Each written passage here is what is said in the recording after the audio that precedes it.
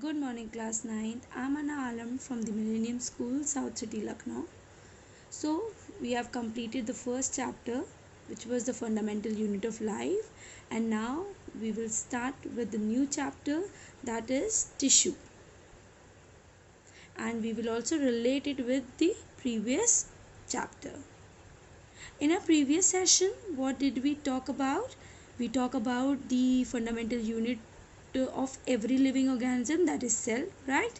And we talk about the fact that the cell is a structure and the function unit of every living organism which we see around us. Now, in that we spoke about two categories of organism. The first one was unicellular and the other one was multicellular organism.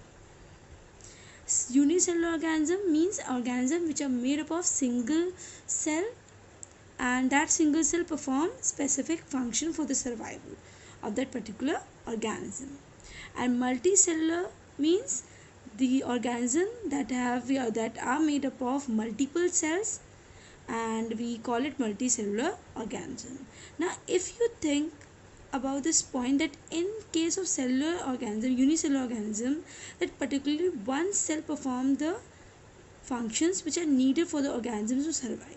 So in multicellular, we uh, we need many cells or group of cells.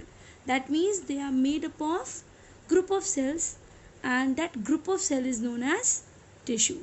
That means all the tissues or all the multicellular organisms are made up of tissues, and this is not possible in unicellular, just because unicellular organisms are made up of only one cell, and your one single cell is a cell, but a group of cell is known as a tissue. So now we're going to talk about tissue, and you must be wondering, what are tissues? So tissues are the group of cells that are similar in structure and or work together to achieve a specific function. This is very important because a group of cells, they may be similar in structure, they might not be similar in structure, but they have to work together to perform a specific function, right? Now the next question, are all the tissues similar? That means whether it is a plant or animal tissue, are they all look similar? Do they all look exactly similar? Well, not exactly. So let us differentiate between plant and animal tissue. Here, we are actually broadly classifying the tissues into two categories. One is animal tissue and other is your plant tissue. So let's look into the difference. The first difference is that your animal tissue is mostly living, but your plant tissue is mostly dead supportive tissue to provide mechanical strength. So that means they support the plant, because if you see the plants are always static at the place. As I just mentioned, they do not move from one place to another. So if it is fine for the plant if the tissues are dead, but they wanted this tissue to support them, because you would have seen that when the plants grow, they bear many branches, even they bear so many leaves, fruits and flower. So the responsibility of the plants keep increasing, so they need a lot of support to hold it, right? So the plants are okay with having dead tissues, but they need tissues to support. And here, most in animal tissue, mostly living tissues, they are mostly living tissues, because whereas in the case of animals keep moving from one place to another for different activities, and like activities like for searching food, for searching for shelter. So for that they need lots of energy, so they mostly have living tissues. Like living cells have mitochondria, and mitochondria are the organelles that generate lot of energy, and this energy helps in performing various activity. Second, The grow in plant tissue, or sorry, animal tissue, growth is almost uniform throughout. That means the growth is uniform throughout the animal animal body, right? But in plant, growth is limited to specific regions, so dividing tissues are in localized in regions. Growth are not uniform in all the regions here. So they have two regions. One region is a dividing region and other is a non-dividing region. Dividing region is the region where the cell divides to form a new cells. But in non-dividing region, the cells do not divide. So the growth in the plant tissue is limited to the specific region because they have two regions. One region is dividing and other region is non-dividing, right? So with this we saw how the plants and animal tissues are quite different with each other. So now we will talk about plant tissue and animal tissue separately. So let's first talk about the plant tissue. Now the plant tissue also have many different types. Let us look at the broad classification of plant tissue. And broadly, plant tissues are classified into two types. One is the meristematic tissues and other is the permanent tissue. The name might be quite difficult for you. You might be wondering what is meristematic tissue. As I mentioned before also, that in biology you will always have name that is tricky, but again when you actually understand them, you also get to know how did it get this name, right? So we will now gonna talk about meristematic tissue in detail. So let us see what are meristematic tissue. Let me give you a hint about the name of meristematic tissue and what is the meaning of this term meristematic. So this meristematic tissue is derived from the Greek word merist,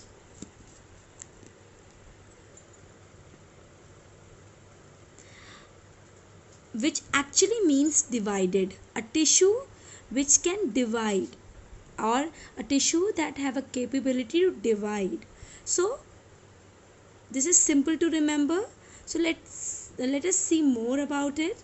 That a meristematic tissue is a group of cells that have the ability to divide. That means the cells or the group of cells or tissue that have the capability to divide. Second, they are present only in certain region. So the plant growth is restricted to those regions, and these regions are meristems. So that means growth are limited to some region, and so the region where it occurs, it actually a dividing region. We have two types of regions. One is dividing region and other one is non-dividing. So the growth here, the growth occurs in the dividing region, and the regions in which the tissues are present, that tissue is known as meristematic tissues, and that region is known as meristem. So it is said that the meristematic tissues are those tissues that are forever young, or they have a capability to divide throughout their life. Now what happens when they divide? So these meristematic tissue divides.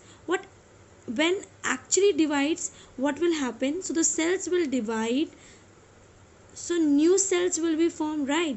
Now when a new cells will be formed, what will happen to those new cells? Now some of the new cells will remain in the meristem, and it will remain in the area where actually meristematic tissue lies. But some new cells will pushed away from the region of the meristem, and the cells which are pushed away from the region of meristem are known as derivatives, and the cells which are still present inside, new cells which are still present inside the area of meristem or inside the region, dividing region, is known as initial, right? This box is a meristem. That means it consists of a dividing cells that divides, and when they divide, some cells are pushed away from the region of meristems and they are known as derivatives, but the cells which are present inside this area is known as initials, right?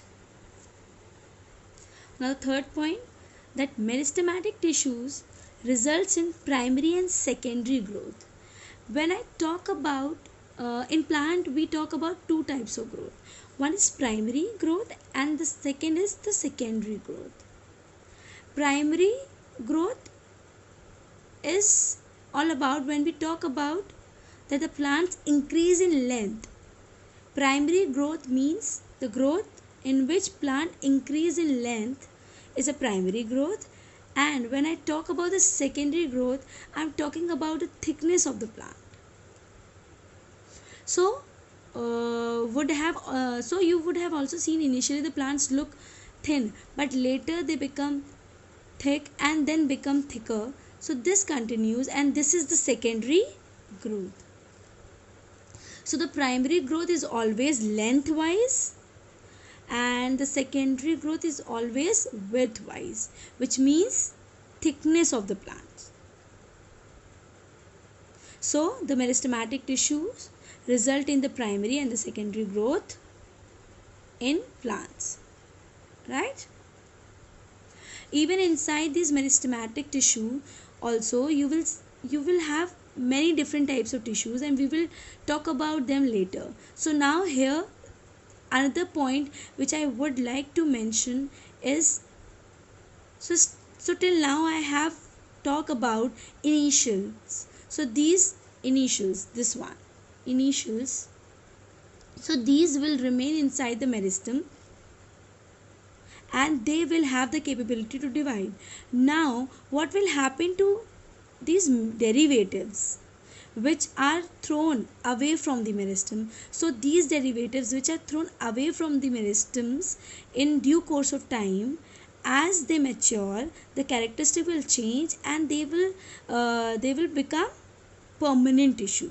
So in the previous topic, I told you that there are two types of plant tissue.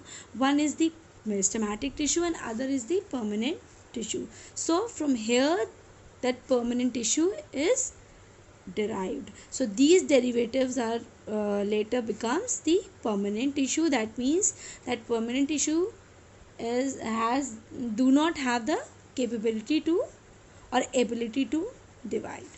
Okay. So the meristematic tissues are those tissues which have the ability to divide, and the permanent tissue will be those tissue that do not have the ability to divide, and these derivatives as they mature they will gradually become permanent tissue. Clear? So I hope you have understood this. Let's move to the characteristics of the meristematic tissues. So your meristematic tissues have small cells, they have dense cytoplasm. So I don't think I need to explain what is cytoplasm now, because I have explained all these things in the previous lesson, right? So now instead of just just memorizing the characteristics of meristematic tissue, just try to understand, right? The third one is they have a thin cell walls. So as I said, instead of just memorizing the characteristics of meristematic tissue, just try to understand why do meristematic tissues have these types of characteristics, why do they have dense cytoplasm, why do they have thin walls, why do they have small cells. So now what is the purpose of meristematic tissue? They are dividing tissue, right? That means they always want to divide. Now if they always want to divide, it is better if they have thick cell wall or if they have a thin cell wall. What do you think? If they have a thick cell wall, it will be very difficult for the cell to divide, right? And if they have a thin cell wall, so it will be very easy to break it and divide. Similarly, in your dense cytoplasm, if the cytoplasm is very fluidy or very watery, what will happen? If a cell will actually start dividing, the fluid like structure will not be stable enough. But if it is quite dense, so even if it is dividing, the cytoplasm can arrange itself in a new cell. So the dense cytoplasm, small cells and thin cell wall, all are actually help the cell to divide, and that is why meristematic tissue have these types of characteristics. Then they have a large nucleus. Why they have a large nucleus? As your meristematic cell is the dividing cells, so your nucleus, as you know that your nucleus is a cell organelles that perform a very important and a very crucial role in cell division. So as your meristematic tissue is a dividing tissue, so they need a large nuclei. Second, they have no vacuoles. Why? Because if they will have vacuole, what are the functions of vacuole? Vacuoles store foods and give rigidity to the plant tissue. So if your plant tissue will get rigid, what will happen? They will face difficulty to divide. So just because they are dividing cells, so they don't have any vacuoles. Last, they do not have intercellular space. That means their cells do not have spaces between them, and they are very compact and very close to each other, right? And I hope that you will not only memorize the characteristics. If you have understood the purpose of meristematic tissue, you can write the characteristic on your own, because meristematic tissue have to divide, and all these things will help them to divide. Like if they will have a dense cytoplasm, they can easily divide. If they have a thin cell wall, they can easily divide. Even your nucleus play a very important role in cell division. That is why they have a large nuclei. Even they do not need any rigidity, and they want a flexibility and smoothness. For that, they do not have vacuoles. Then they do not have any intercellular space between them, right? So let's move to the next topic. So now, where your meristematic tissues are found, where they are located. So on the basis of this, even on the basis of locations, they are divided into three types. Like based on this regions, your meristematic tissues are divided into three types. Number one is the apical meristem, number two is the intercalary meristem, and the number three is the lateral meristem. So let's study this in detail, and let's start with the first one, that is the apical meristem. You can see the diagram of the plant, right? And as you know, your biological term can make you understand everything. Here, apical derived from the word apex, which means tip. That means your meristematic tissue, that apical meristematic tissue, are located on the tip of the plants here, right? So root and stem, they are located on the root and the stem tips, right? Even your apical meristem helps in the plant to grow and to increase in length. Like root and stem length increases, that means it helps to increase the length of the plant, right? So they are located at the tip, and the tip of root, and even the tip of stem here. Then the second one is your intercalary meristem. Now, as you know, this thing where your branches are attached, this is a node, and between the two nodes we have internodes, right? So your intercalary meristems are located at the base of the leaves, and internodes of twigs. So this intercalary meristem helps to grow twigs into branches, and even they also help to increase the length of the plant, and they are located here between the nodes and here in between the internodes. Then comes the third one, that is lateral meristem. First of all, lateral means means side to side, and they are located at the girth of the plant. Girth means something. Girth is nothing but a thickness where your plant is mostly thick below the last point of your stem, right?